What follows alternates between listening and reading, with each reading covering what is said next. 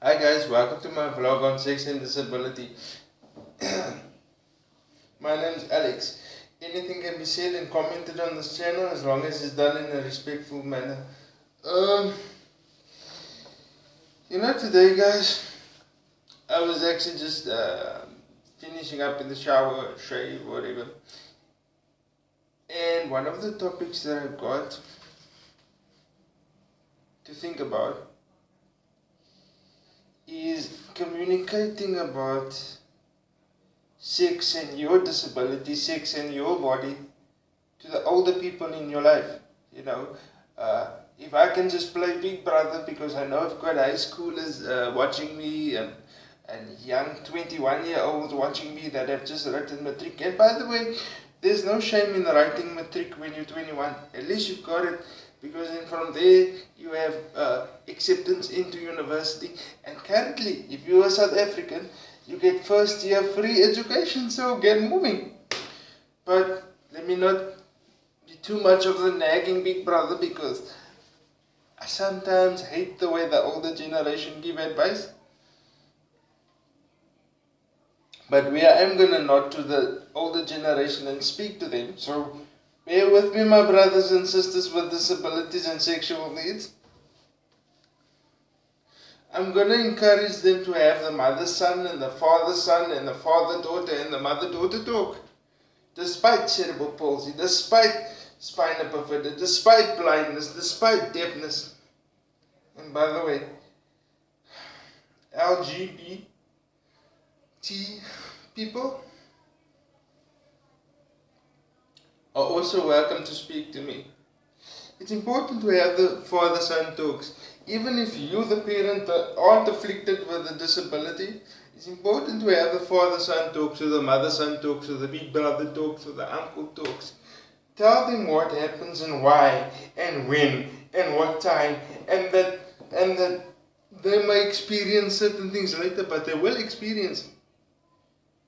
It doesn't help that it really doesn't help that you want to punish it away or put it away or revert too much to your religious beliefs. Now, believe it or not, your religious beliefs also have a space in sexuality. In fact, most religions do say, well, allow me to quote from my religion, and this is where I will say, may the words of my mouth and the meditation of my heart be accepted by all of you, In the name of the Father, the Son, the Holy Spirit, Amen. And I'm not mocking when I say this, but in my religion it does say, a man shall leave his mother and find a wife. Now, I've lamented on this before. It's difficult for the parent to see the kid with the car parked downstairs in his own property with his wife. Starts out with the dog and the green lawn, and then there's a baby on the way. It's difficult, I know, but you need to talk to your son as if there is no disability, but don't be completely unreasonable, I suppose the best thing that I had was a very good friend of mine who's a paraplegic, and he told me that sex is a mind thing, and you take the erectile stimulant and you enjoy it in your mind, you enjoy that kiss, because there's where you find the sexual release. But with that, have the father-son talk. Don't shy away from it. Don't shy away from it. It doesn't help. You don't want your son or your daughter to be ashamed or to find information out from their friends, because your son or your daughter know just as little, if not less, than what the friend knows. So be careful on that one. You're going to make a mistake. Have the bath time talk. Assist when bathing. Assist when shaving. And if there's ejaculation, both male or female don't, and urination don't become all judgmental and deal out punishment. Like I've said in my previous vlogs, encourage them to urinate in the bath. Encourage them to whatever, because sometimes your physical body can't use the conventional toilet, Case in point.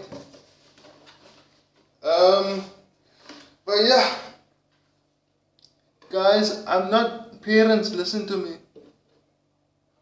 Parents, listen to me. I'm not I know there's a video coming up on mutual masturbation. I'm not advocating premature sexual activity. I'm not gonna encourage your 16-year-old and your 17-year-old to go pedopic. Oh no, no. That's not what I'm doing.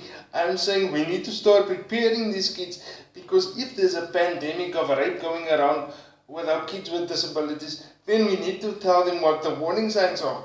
Because, like, when you pull up your handbrake, you see the little red light go on. When the oil light comes on, the little oil can lights up. That's the same thing you need to teach your kid, only for his or her body and spiritual sense and well-being.